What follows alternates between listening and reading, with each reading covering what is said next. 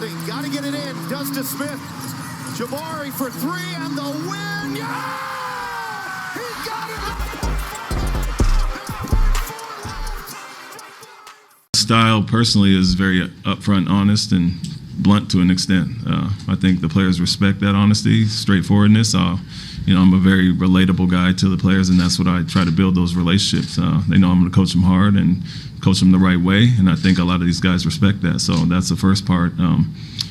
Defensively, that's kind of who I was as a player, and what we did in Boston, that's almost second nature to me. But just like in football, a great offensive coordinator should know the defense and vice versa. I think I enjoy the offensive side just as much and trying to utilize and get the best out of the players. And so I like to be well-rounded, like I said, straightforward and honest, and that'll always be the first part of how I coach. What's up, everyone? This is LaShard Binkley. Of course, I'm the co-host of Rocket Fuel Podcast. And on today's Rocket Fuel Report, we will be talking about the Houston Rockets minutes distribution that will be coming up this season. Of course, we have a brand new coach. We also have a pretty much brand new roster. So that means that we will be seeing a different minute allocation for the current Houston Rockets than we saw last year when the team was only able to come away with 22 wins. So let's go ahead and get right into it. Let's start with the players in the rotation last season, but are now with other teams. Those players include KJ Martin Jr., who of all the Rockets who was traded or cut this offseason was the biggest part of the rotation last season. KJ played the most minutes per game last season that he has in his entire career. Last season, he played 28 minutes a game while starting 49 out of the 82 games he played. He was traded to the Clippers for 2 second-round picks, so that is a big hole that the Rockets will be filling this upcoming season. But of course, with all the additions, I definitely think they'll be able to fill those minutes without a problem. Of course, we also have Josh Christopher, who was in and out of the rotation all season, spent time in the G League, then back with the Rockets. His minutes actually dropped last season from his rookie season down to under 13 a game last season. Of course, Christopher was traded to Memphis Grizzlies as part of the Dillon Brooks sign and trade deal. Next, we have Usman Garuba, another player that was kind of in and out of the rotation ever since he's been with the Rockets. His minutes actually increased last season. Also, his games played. He played in 75 games last season and averaged 12.9 minutes a game, up from 10 minutes a game in his rookie year. Garuba was initially traded to the Hawks as part of a salary dump that didn't work out that well for the Rockets, as they thought they probably had a deal for Brook Lopez, but that didn't work out. So he was traded to Atlanta, and then right after that, he was traded to the OKC Thunder, which is where he is right now, at least as we speak at this moment. That could change later on this offseason. Another player that was actually included with Usman Garuba to the Hawks initially was Ty Washington, another first-round pick of the Houston Rockets, who, again, did not get a lot of time last year. He split his time between the Vipers and the Rockets, played well with the Vipers, had a couple of good games with the Rockets, but he was just in and out of the rotation, so it was hard for him to get any kind of consistency last year with the team. When he was with the Rockets, he played 31 games. He played 14 minutes a game. Like I said, like Garuba, he was traded to the Hawks this offseason. And then, like Garuba, he was traded to the Thunder right after that.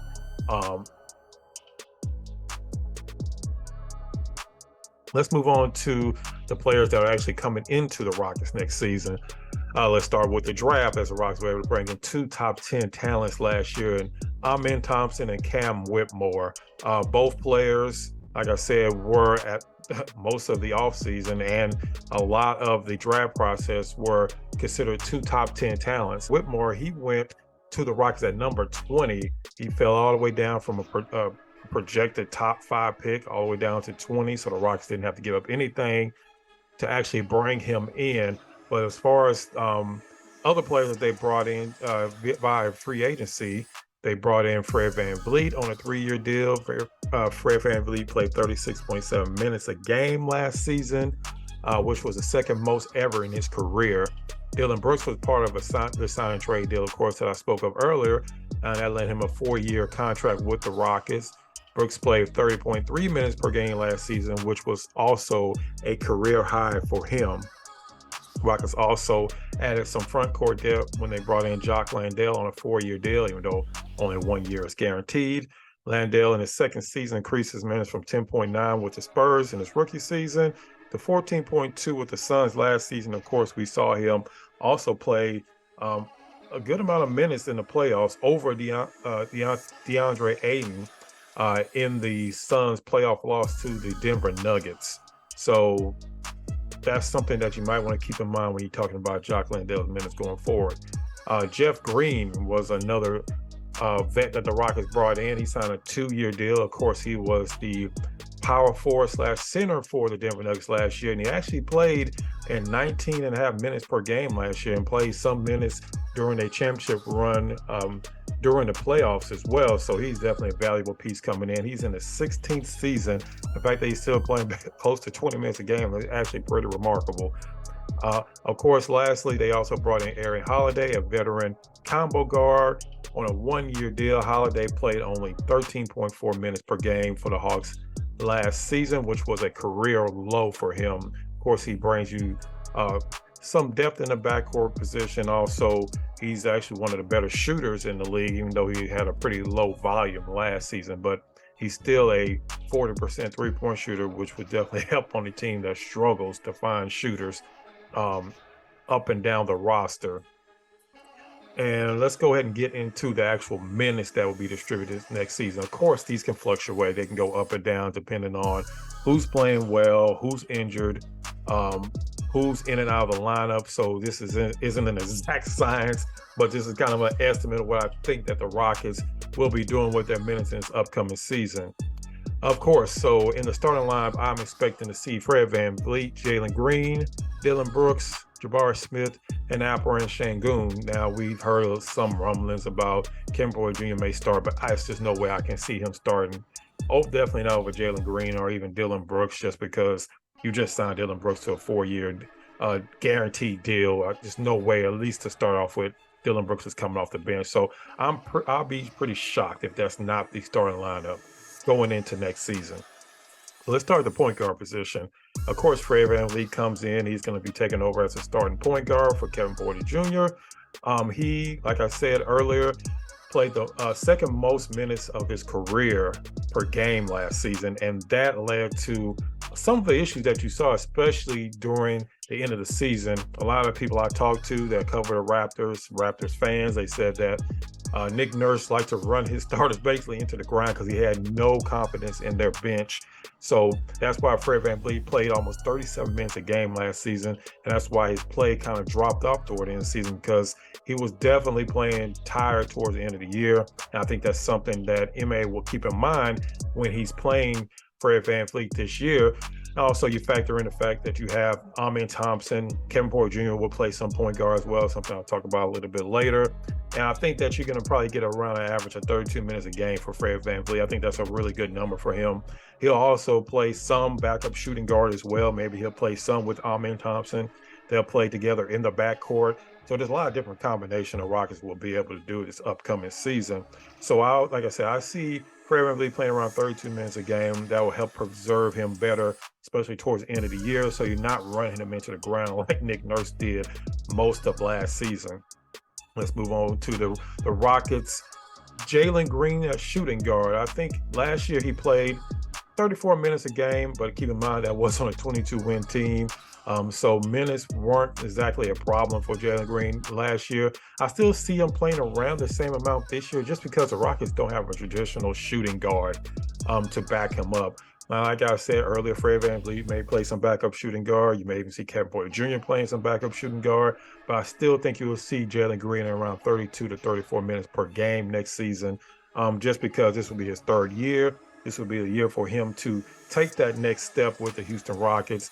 And I think that, from what we've seen so far in the offseason, he's working hard to get to that point. So I really see him taking that next step, becoming a better playmaker, becoming better on defense, because MA is going to demand that the players that he puts on the court play defense. I don't care who it is, from Jalen Green to alperensengun, they will have to play defense to get minutes next season. So I think you will see a more motivated Jalen Green going next year. That's why I don't really see his minutes dropping from what he had last season. Just like I said before, Rockets don't really have a traditional backup shooting guard. So I expect Jalen Green to take that next step So that means that he probably will be on the court about the same amount of time he was last season. The next player, of course, we're going to move on to is Dillon Brooks, who the Rockets brought in, like I said earlier, via that sign and trade deal that involved four other teams. Dillon Brooks, like I said, played the most minutes he's played his entire career last season for the Memphis Grizzlies, and I don't see that changing this season. I actually think he's going to probably play the most minutes out of anybody on the team, just because his minutes are not going to be necessarily dictated by how he does on the offensive end.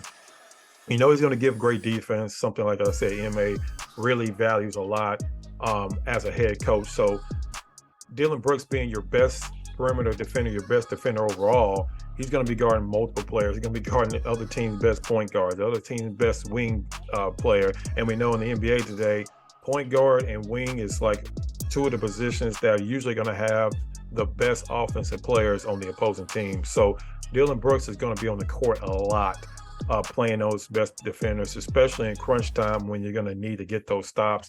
So that's why I don't see Dillon Brooks' minutes really dropping that much, if at all, from last season. I wouldn't be surprised if he's playing around 35 minutes a game for the Houston Rockets coming up. Because like I said, even if he's continue to have bad shooting like he has had the last couple of years, where he shot 30% and then 32% last season, I still think that his defense and the intangibles that he brings will help him be able to stay on the court this upcoming season.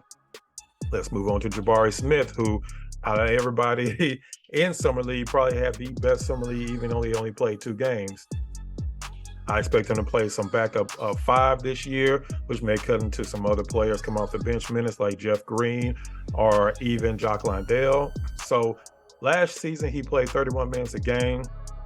I wouldn't be surprised he's around that number this upcoming season, and also probably playing a little bit more, maybe 32 minutes a game, because, of course, he's going to be playing power forward. He's going to be playing some backup center.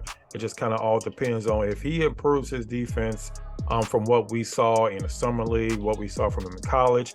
I think Ime will not have any problem at all playing him at that backup center at different times. Not necessarily just going to be the permanent backup center, but in different situations. If you're playing maybe a smaller team, you want to go with a smaller backup center that can move around, that can guard any of the opposing players on pick and roll situations, on switches, then you can be able to put Jabari Smith in a situation. That's why I don't see him dropping below that 31 minutes per game he had last season.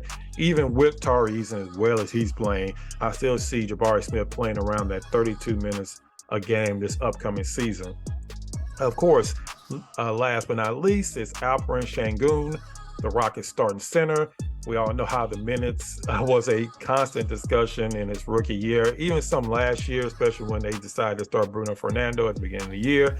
But with all that said, he did increase his minutes from 20.7 up to 28.9 last season. And I think even with the new coach in town, I don't see those minutes dropping, especially if Sengun can improve on the things that I know the head coach is going to want him to improve on, like his defense, like his shooting. They're probably going to actually encourage him to shoot threes this year. So if he can increase his three-point percentage up to, let's say, just 33, 34%, that's a huge deal for Alperensengun being able to stay on the court.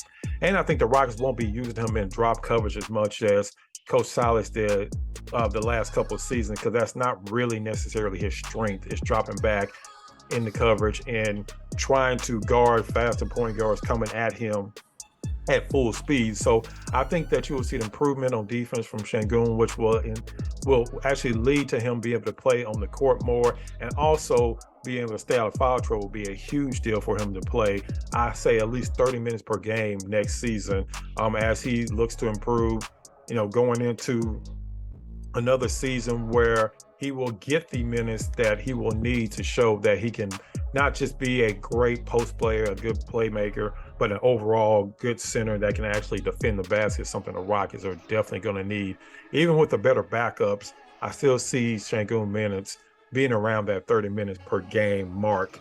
Like I said, a lot more than he was getting in his rookie season, to where you wouldn't even know at times when he was going to play and not play. You definitely will see a more consistent minutes given to Alperensengun this upcoming season. Let's move on to the bench. The bench minutes is not going to be a lot to go around because as you saw what I just said about the starters, I don't see any of the starters getting under 30 minutes per game. Like I said, it may fluctuate depending on the game situation, but I think the minutes are going to be pretty consistent for the starters upcoming season. Now, of course, if you have a bench player playing a lot better than a starter, then maybe game to game that might change. But for the most part, the minutes are going to be a little bit harder to spread out on the bench this upcoming season. Like I mentioned before, Rockets did move on from KJ Martin, so that's 28 minutes that you can add to the bench right there.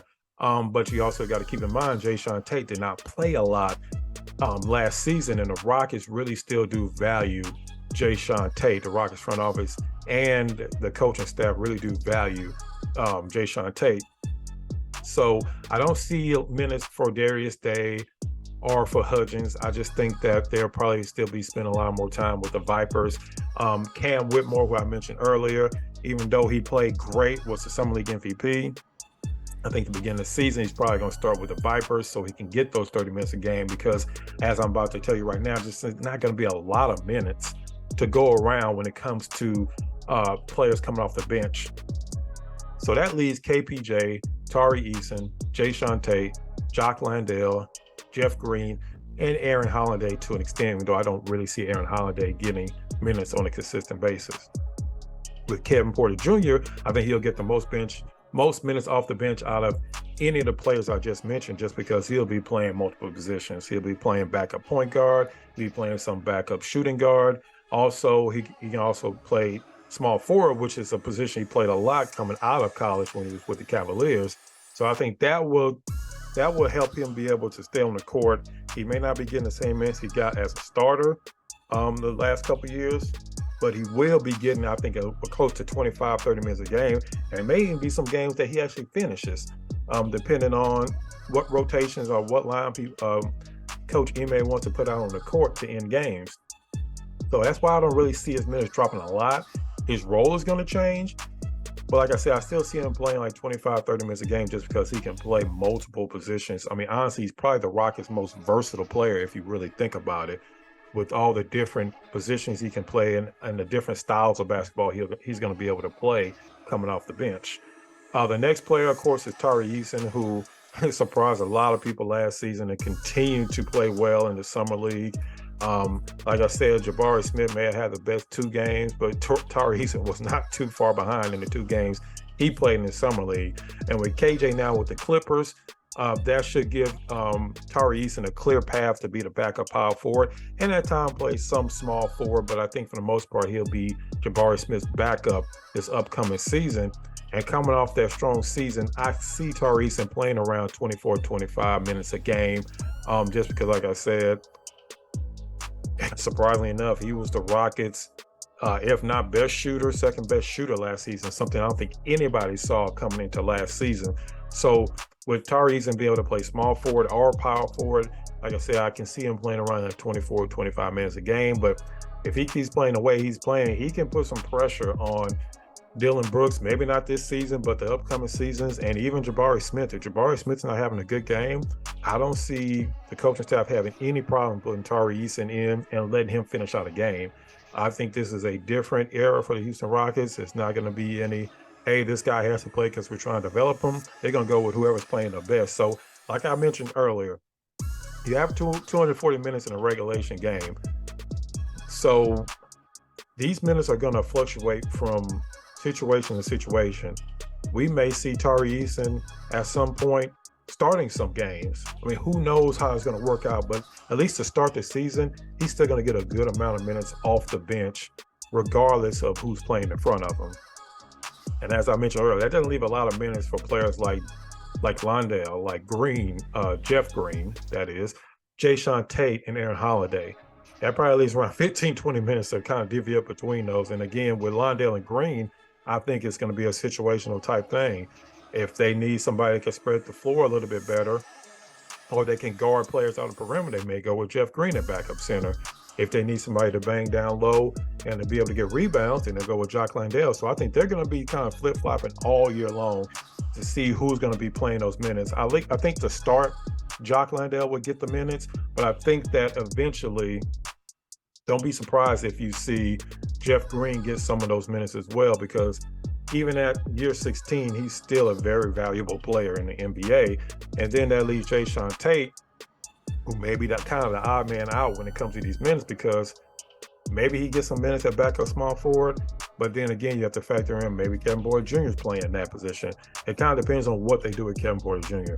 Is he going to be strictly a backup shooting guard and a backup point guard, or is he going to get some time at small forward? Even if he gets time at small forward, that doesn't leave a lot of minutes for Jayshawn Tate. Maybe he gets some scrap minutes behind Tyrese Easton at backup power forward. Maybe they go really, really small and play him at some center. But I think he's going to probably get only a few minutes a game, depending on if there's injuries or if they're just players that are sitting out resting for whatever reason. So that might kind of leave Jayshawn Tate kind of scrapping for minutes at times throughout this season. Like I mentioned earlier with Aaron Holiday, I don't see him getting a lot of minutes just because it's just not a lot of minutes left. I think he's more of an insurance policy. If something happens to, like I said, Fred VanVleet, maybe he needs to sit out a game or two, or maybe he's come off an injury, or maybe in a situation where towards the end of the quarter, you need somebody that can get you, be able to spread the court, since Aaron Holiday is a good shooter from three-point range. So maybe you see an instance where he might get some minutes like that, as they need a specialist to come in and get a shot, from a Jalen Green driving to the basket, or Fred VanVleet come up a pick and roll, and maybe Aaron Holiday can come off a screen. That may be a situation, maybe you can see Aaron Holiday playing some minutes, but for the most part, I think he's going to probably get a lot of DNPs this year, playing for the Houston Rockets, sort of like he was seeing last year with the Atlanta Hawks. And like I said before, all these situations can change depending on what the Rockets plan to do with their rotation and who may be playing through injuries and who may not be playing through injuries. But for the most part, I think Tate and Aaron Holiday are the players that are going to be really struggling to get minutes this year. So I wouldn't be surprised if both of them at some point get several DNPs in a row, if everybody is healthy on the roster. Like I said, we will learn a lot more about how this is going to play off with the training camp coming in probably in late September, early October, which I plan on being out at. We'll get a better sense of what rotations they're going to have on the court. And especially once preseason starts, that's when we'll really be able to see what Ime wants to do with his rotation and what he wants to do with his minutes going into the season. Because, like I said, it's a brand new roster. We don't know exactly how Ime is going to bring out his rotation, because we only saw him 1 year with Boston when they were already an established team. This is a brand new team with a brand new direction. We're bringing in several veterans, trying to mix in with the young guys. So even me guessing right here doesn't mean it's necessarily going to be that way, because none of us really know what Ime is going to do with this rotation coming up. But however they come out and however they do the rotation, we will definitely be here to cover it. And make sure that you check out the next episode of Rocket Fuel Report, and also a next episode of Rocket Fuel Podcast that hopefully will be dropping later this week. If not, we definitely be dropping another podcast next week, and we appreciate all the support. Make sure you hit that subscribe button and that like button so we know exactly what type of content you want this off season and all year long. And as usual, we appreciate all support, and check out the next episode of Rocket Fuel Podcast.